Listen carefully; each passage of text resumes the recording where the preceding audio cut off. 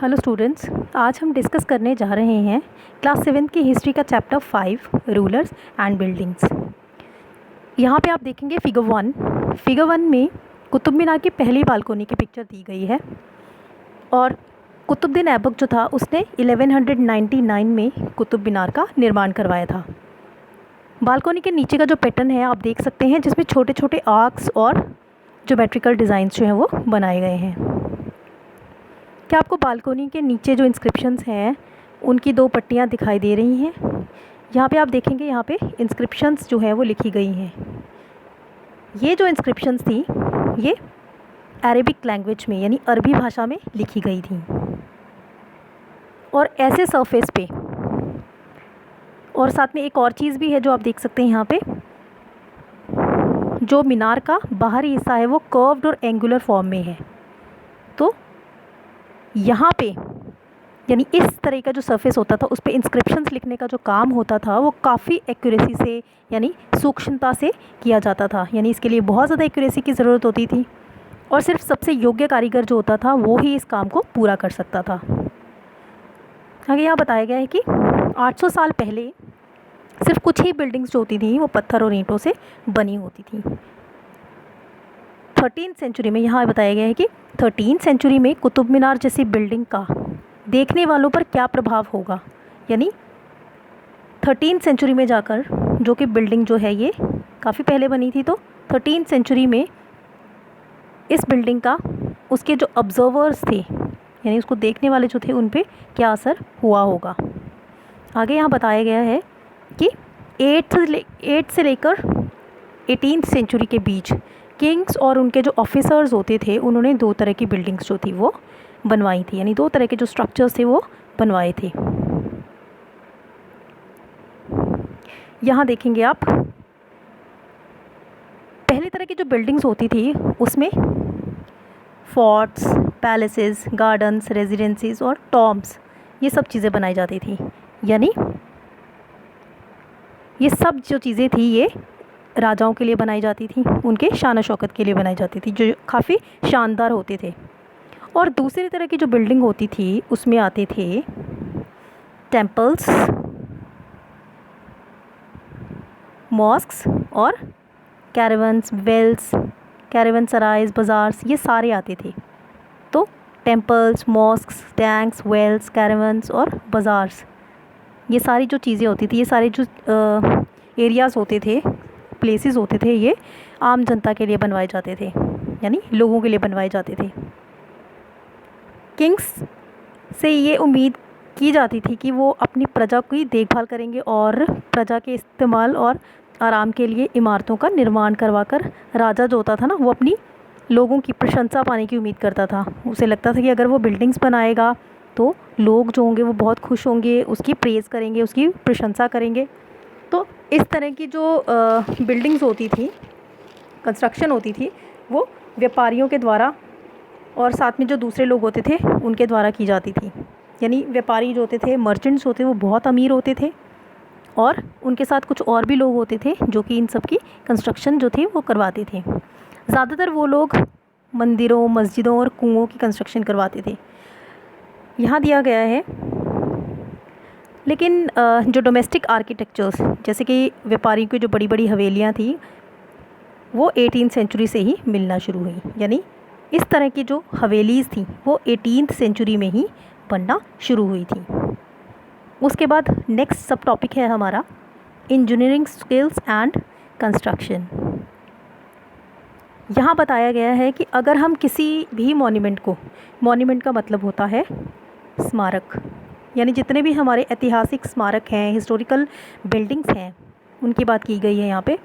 अगर हम उन्हें देखें तो हमें पता चलेगा कि उसे बनाने के लिए कौन सी टेक्नोलॉजी जो थी वो उन्होंने यूज़ की होगी उस टाइम पे। फॉर एग्ज़ाम्पल हम छत ले लेते हैं, छत की एग्ज़ाम्पल ले लेते हैं। हम चार दीवारों के आर पार लकड़ी की शहतीरों या फिर एक पत्थर की पट्टियाँ जो है रखकर छत बना सकते हैं। जैसे कि आपको मैं बना के दिखाती हूँ यहाँ पे, जैसे ये चार दीवारी है, तो अगर हमने ऊपर लेंटर डालना है तो हम क्या करेंगे, यहाँ पे लकड़ियों की पट्टियाँ जो है वो रखेंगे, या फिर हम स्टोन्स भी रख सकते हैं।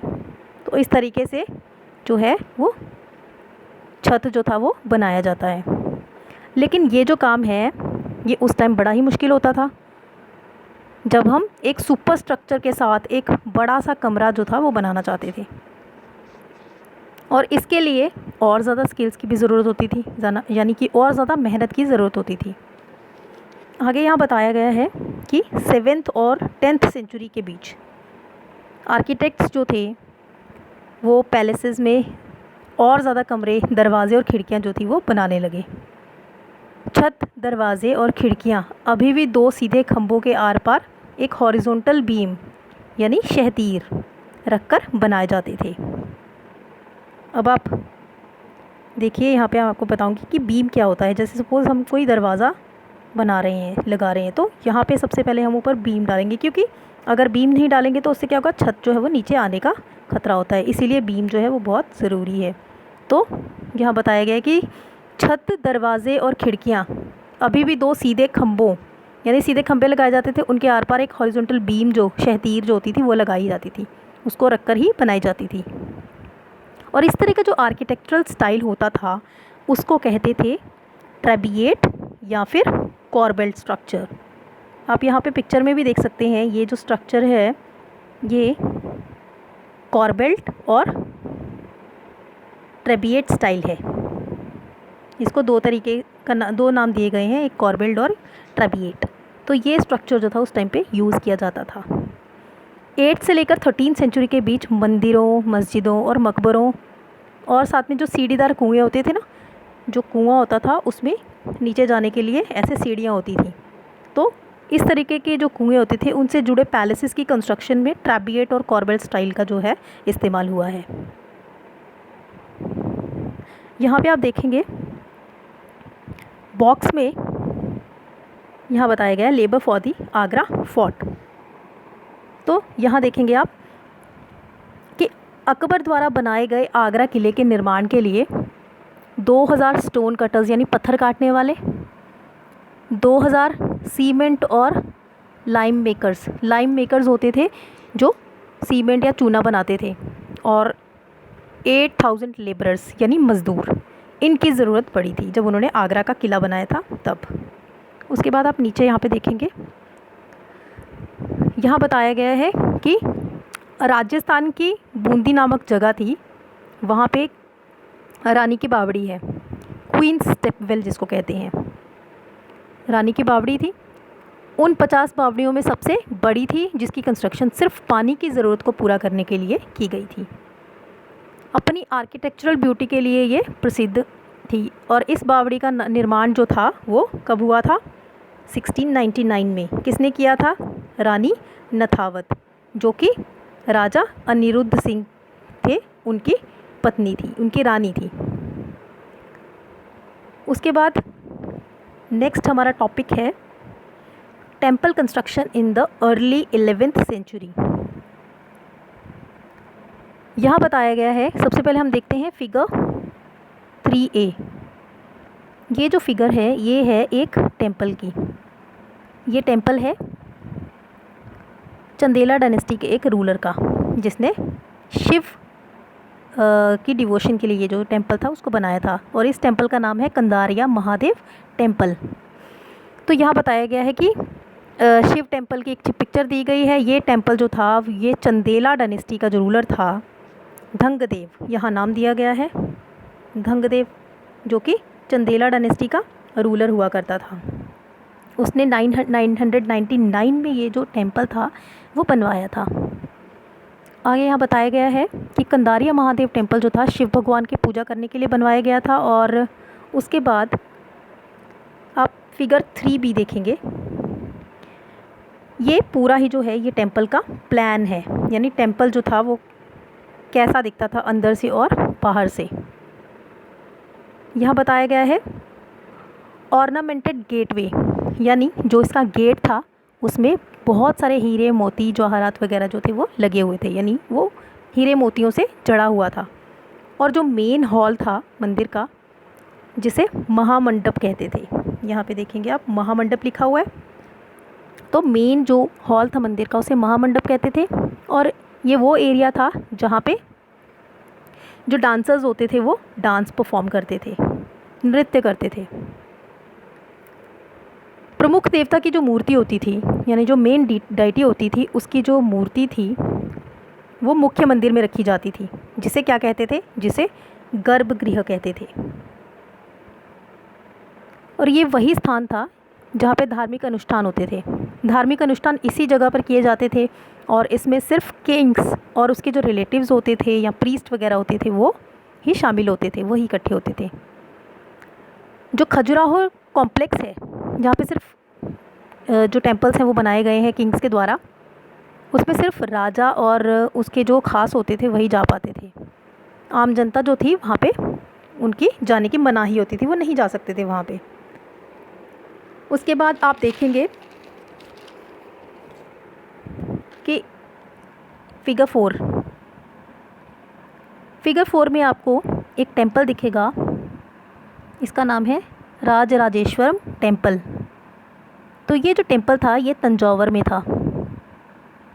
यहाँ बताया गया है कि तंजौर के राजेश्वर टेंपल जो था उसका जो शिखर है उस टाइम के मंदिरों में सबसे ऊंचा होता था, यानी इसका जो शिखर इसको कहा जाता है। तो ये जो था ये बहुत ऊंचा था। इसकी कंस्ट्रक्शन जो थी आसान नहीं थी, क्योंकि उन दिनों कोई भी क्रेन नहीं हुआ करती थी, जैसे आजकल यूज़ किए जाते हैं क्रेन वगैरह, तो उस टाइम पे क्रेन नहीं होती थी। शिखर के ऊपर तक 90 टन का जो भारी पत्थर था उसको ले जाना इतना मुश्किल था कि उसे लोग जो थे वो अपने आप उठाकर नहीं ले जा सकते थे। तो ये बहुत मुश्किल काम होता था। इसलिए इस काम के लिए जो आर्किटेक्ट्स थे उन्होंने मंदिर के टॉप तक पहुंचने के लिए चढ़ाईदार रास्ता बनवाया। रोलर्स की हेल्प से भारी पत्थरों को इस रास्ते से ऊपर ले जाया जाता था। इस काम के लिए 4 किलोमीटर से ज़्यादा लंबा रास्ता जो था वो तैयार किया जाता था, जिससे चढ़ाई बहुत खड़ी या सीधी ना हो। मंदिर बन जाने के बाद इसे गिरा दिया जाता था, लेकिन उस एरिया के जो लोग थे उन्होंने मंदिर निर्माण का जो अनुभव था, एक्सपीरियंस था, उसे काफ़ी लंबे समय तक याद रखा। आज भी मंदिर के पास के गांव जो हैं को चारूपल्लम कहा जाता है। यहाँ पे नाम देखेंगे आप, चारूपल्लम विलेज ऑफ इंक्लाइन, जिसका मतलब है चढ़ाईदार रास्ते का गांव।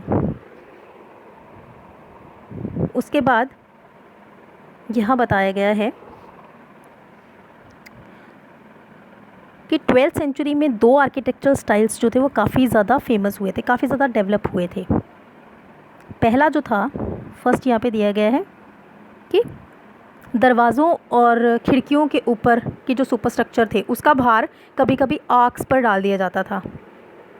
इस तरह के आर्किटेक्चर को आर्क्वेट, यहाँ पे नाम देखेंगे आप, आर्क्वेट कहते थे। यानी जैसे कि आप फिगर में देख रहे हैं यहाँ पे,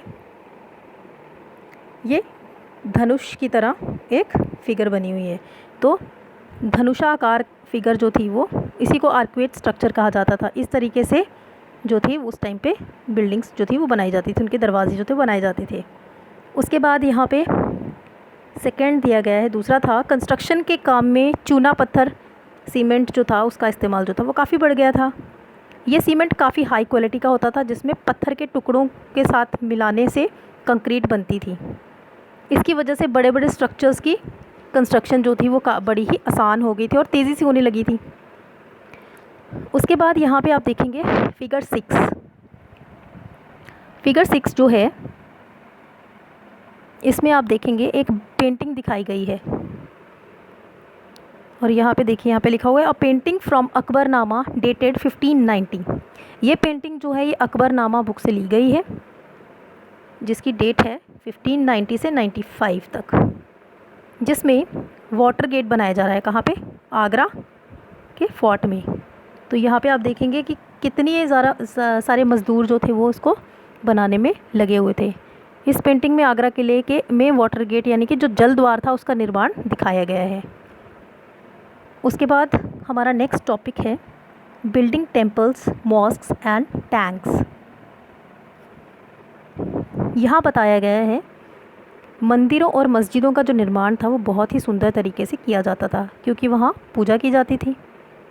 मंदिर मस्जिद इसलिए बनवाए जाते थे ताकि उसे बनाने वाले जो थे वो अपनी शक्ति, यहाँ पे दिया गया ना power, wealth and devotion of the pattern, जिसका मतलब है कि जो भी उसे बनवाता था वो अपनी शक्ति, धन, वैभव और भक्ति का भाव जो था उसको प्रदर्शन करना चाहता था। यानी वो दिखाना चाहता था कि वो कितना ज़्यादा महान है, कितना धनी है और कितना शक्तिशाली है, और भगवान के प्रति उसकी कितनी श्रद्धा है।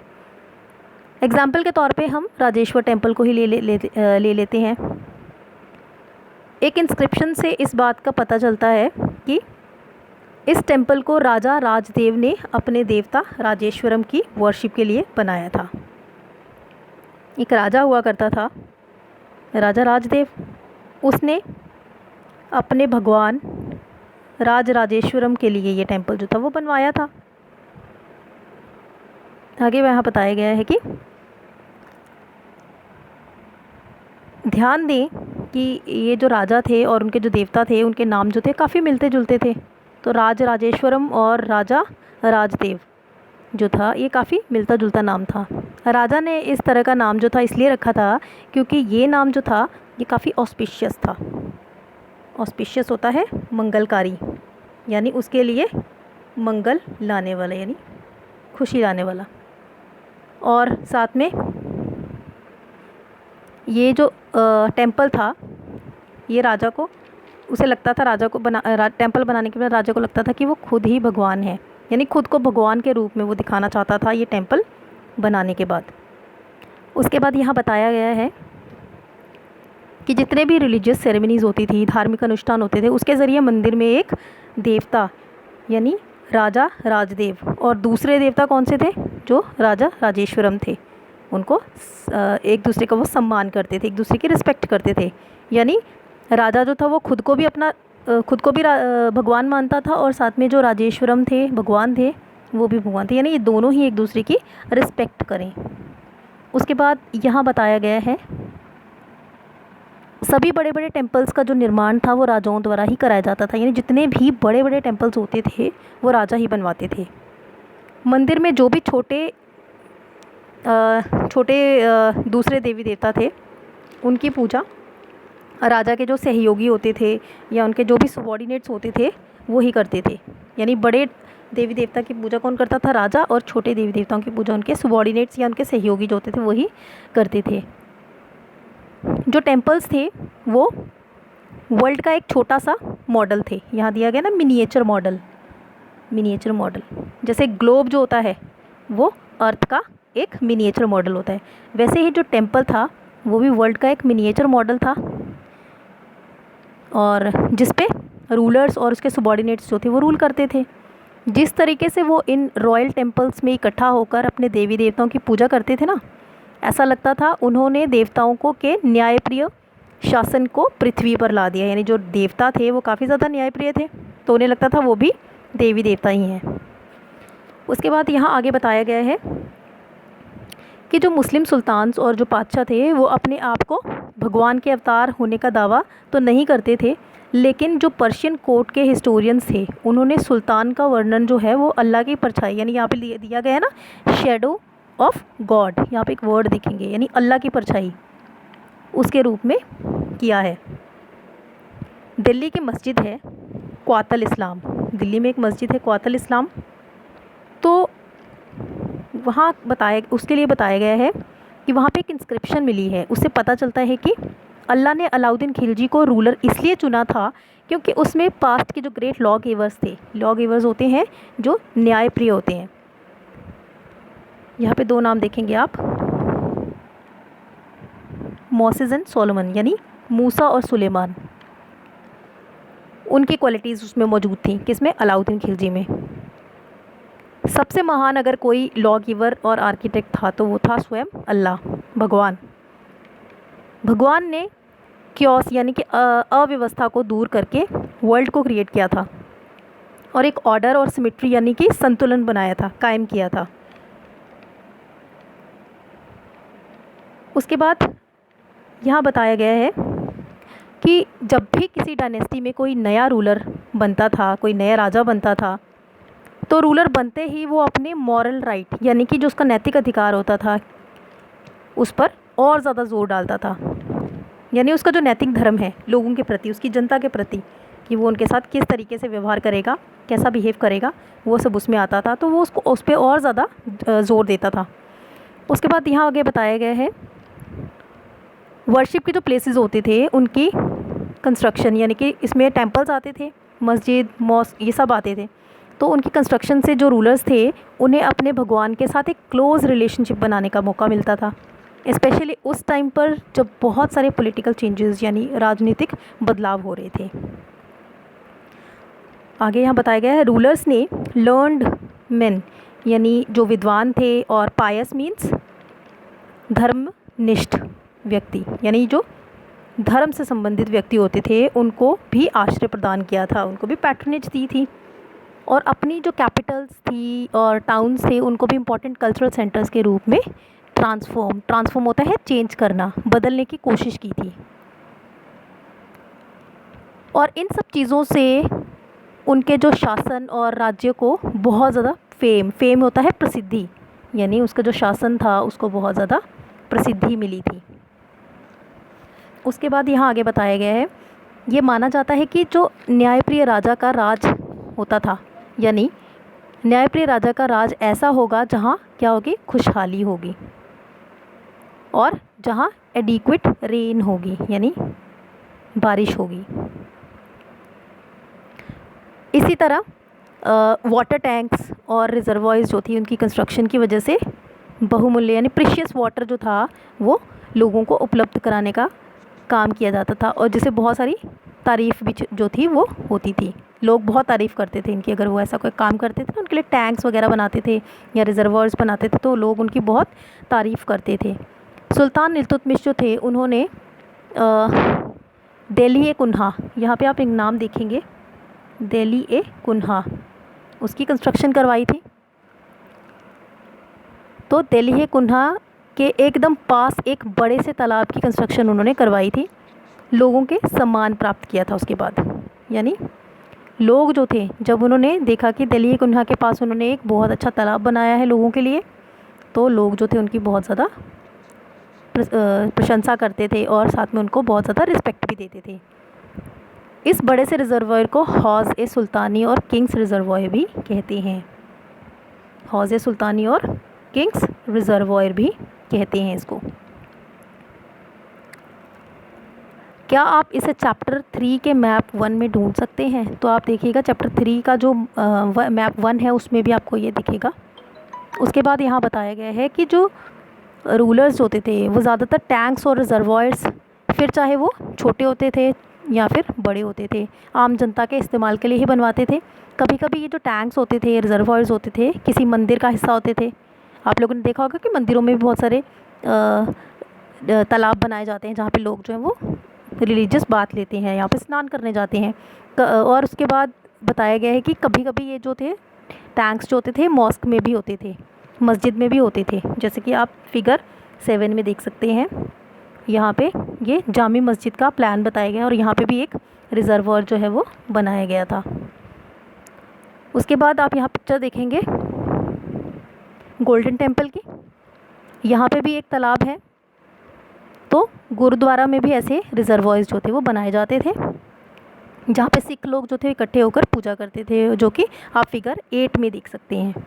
क्लियरली आपको दिखेगा यहाँ पे गोल्डन टेम्पल है और साथ में यहाँ पे तालाब है।